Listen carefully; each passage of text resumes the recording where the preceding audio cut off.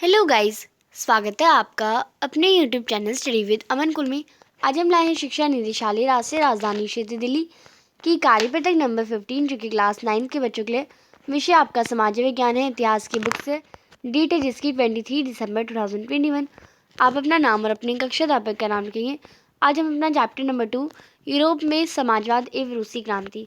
20वीं शताब्दी की शुरुआत में भी जार संसद के अधीन नहीं था। रूस में उदारवादियों ने इस स्थिति को समाप्त करने के लिए अभियान भी चलाया। 1905 की क्रांति के दौरान उन्होंने संविधान की मांग के लिए सोशल डेमोक्रेट्स और समाजवादी क्रांतिकारियों को साथ लेकर किसानों और श्रमिकों के बीच काफ़ी काम किया। साम्राज्य में उनका समर्थन पोलैंड में राष्ट्रवादियों और मुस्लिम बहुत क्षेत्रों में इस्लाम के आधुनिकीकरण के समर्थक जदीदियों द्वारा किया गया, तो जो अपने समाज का नेतृत्व करने के लिए आधुनिक इस्लाम चाहते थे। अब 1905 की क्रांति और खूनी रविवार, एक दिन 1905 का खूनी रविवार से जाना जाता है। रूसी मजदूर के लिए 1904 का साल बहुत बुरा रहा। ज़रूरी चीज़ों की जो कीमत थी इतनी तेज़ी से बढ़ी थी जैसे वास्तविक वेतन में 20% तक की गिरावट आ गई थी। यानी पैसे कम हो गए और कीमत जो चीज़ें थी वो बढ़ गई, कीमती हो गई। उनके पैसे जो थे बढ़ गए।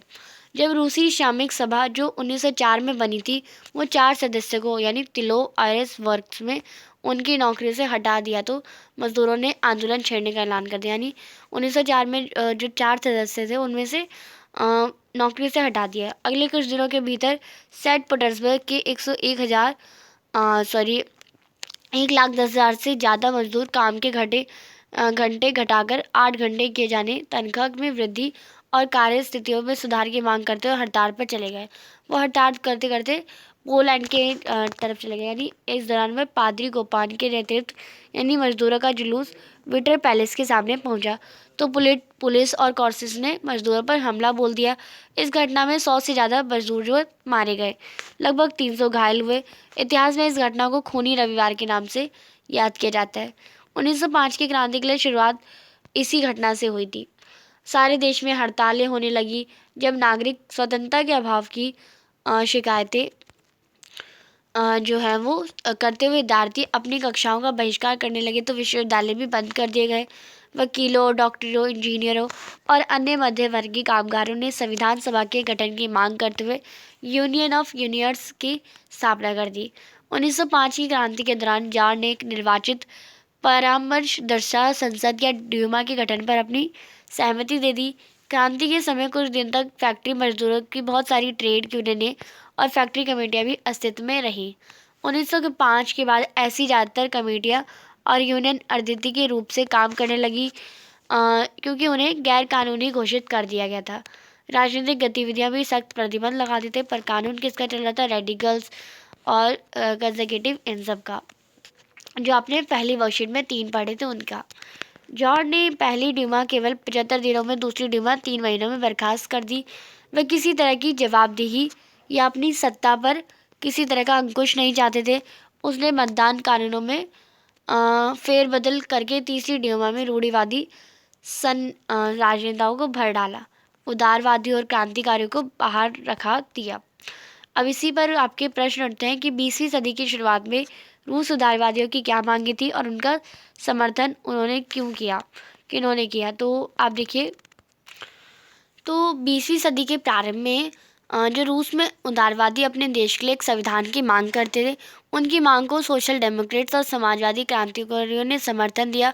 वह किसान के साथ और पेशेंट्स वगैरह के साथ काम करते थे। दूसरा प्रश्न है,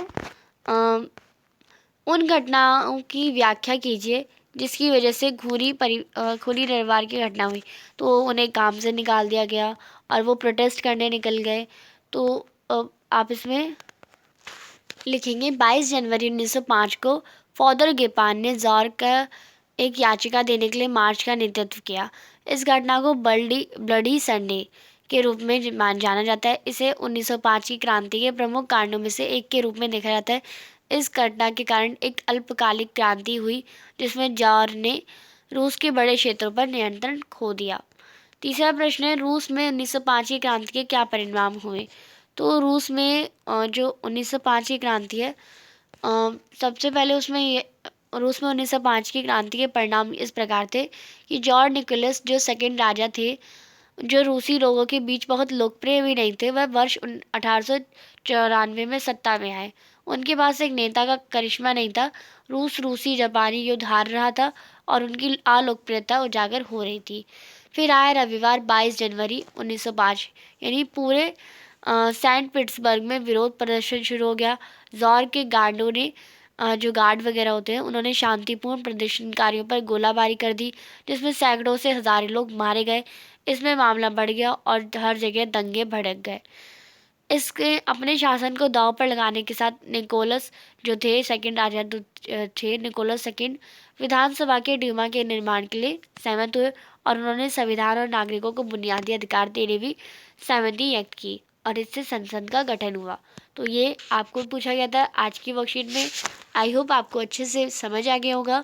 चैनल को अभी तक सब्सक्राइब नहीं किया तो प्लीज़ चैनल को सब्सक्राइब ज़रूर करें। वीडियो अच्छा लगे तो इसे लाइक करिए, दोस्तों के साथ शेयर करिए। एंड आपने अभी तक हमारा इंस्टाग्राम पे फॉलो नहीं किया तो आप हमें फॉलो कर सकते हैं इंस्टाग्राम पे। हमारे चैनल के नेम पे ही हमारी यूज़र आईडी है। Thanks for watching video. Bye bye guys.